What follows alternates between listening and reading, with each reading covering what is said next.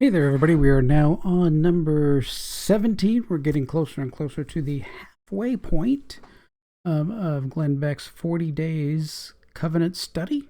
I'm not affiliated or anything with Glenn Beck or the Blaze or all that stuff. I'm a guy in his office with a microphone who has forgotten to turn on his on-air light. So let's do that right now. On air. Okay, there we go.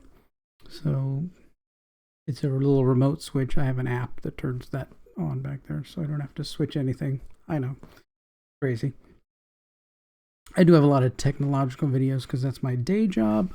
So over on This is Tom's Talk Show. I also have a Tom's Tech Show that's over there that does techie videos and computer stuff. For job, way my job is kind of. So okay, so let's go head into here. Number 17, Covenant of Friendship. There are a few more wholesome friendships in the Bible than brotherly love between David and Saul's son Jonathan. So read 1 Samuel 18, 1 through 5. In this passage, we see a different type of covenant from what we've studied previously. This was not a covenant made between God and man, but between two men. Similar to the marriage covenant, Jonathan bound himself to David for as long as he lived. They were united forever, devoted friendship. Unfortunately, Jonathan's father, King Saul, did not take kindly to David. So that's kind of what that whole section of 1 Samuel 1 through 5 and 6 through 16.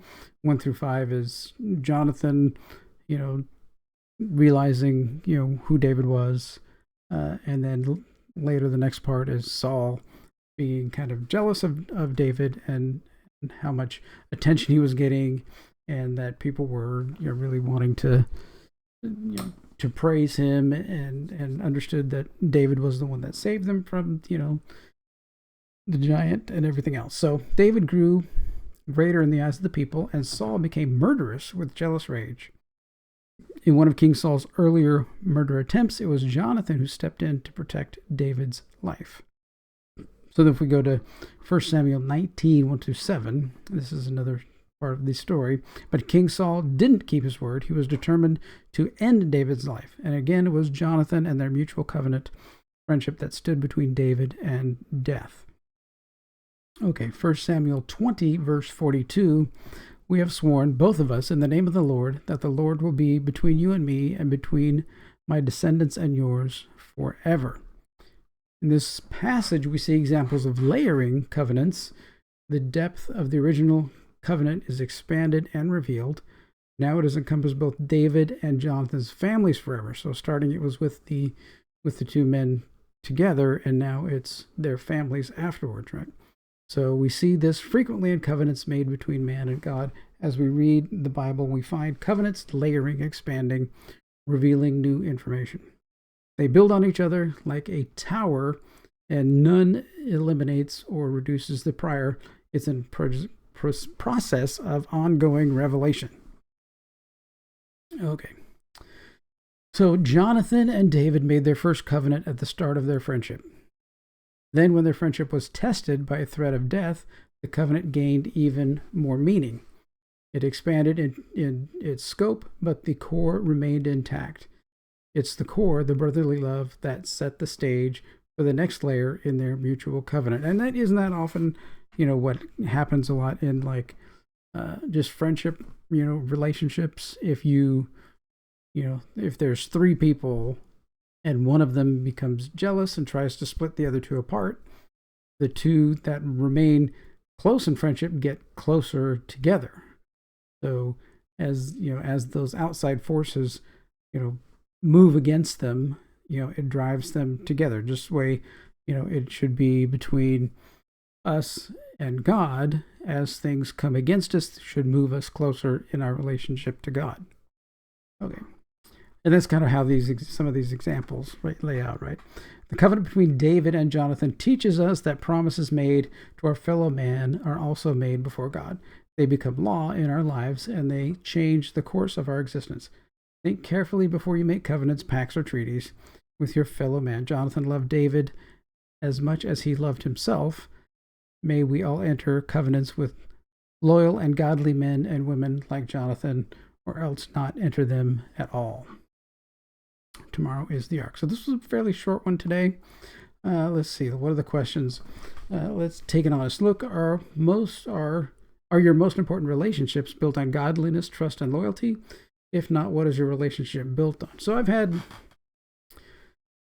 relationships like with my wife, right, is very, built on God and trust and loyalty, definitely. The beginning of the relationship was a little rocky because I wasn't following Christ very well, and my wife was not at all. But once we got together and started building a family, then we realized we need to get back to those roots. We need to get back to somewhere that did connect with God. So that was very important to us. So that becomes important as you build relationships. That those relationships, if you want them to last, right, be centered on God. So that goes back to even the relationship triangle. So the top point of the triangle is God. One of the bottom points is you. The other bottom point is the other person in the relationship. Typically, it's done in a marriage scenario, right? So husband, wife, and God. So as husband and wife move towards the center, towards God, they are also moving closer together. That's how your relationships were kind of meant to work. As everybody grows closer to God, they grow closer together and have the same ideas and all things like that. I have had relationships and friendships that are built on just other crazy things like following musicians around, and some of them were very flighty, right? Most of them would just come and go, right? And then some of the people that were also following, the music artist around became Christians and found God, and then suddenly there was this whole new relationship with them, right? Something different completely happened, and those relationships grew much closer, much more quickly. Yeah. All right, so that's all for that. Okay, so then 18 next is going to be the ark. So there we go. And that's number 17. We'll have the 18, 19, 20, and then we'll be halfway. So we're getting there. Thanks everybody for watching and following along. If you have any comments, any discussion that you want to have, please just post down below, and I will comment if I have time. Typically I do, but yeah, look forward to that. And thanks everybody for watching. Take care.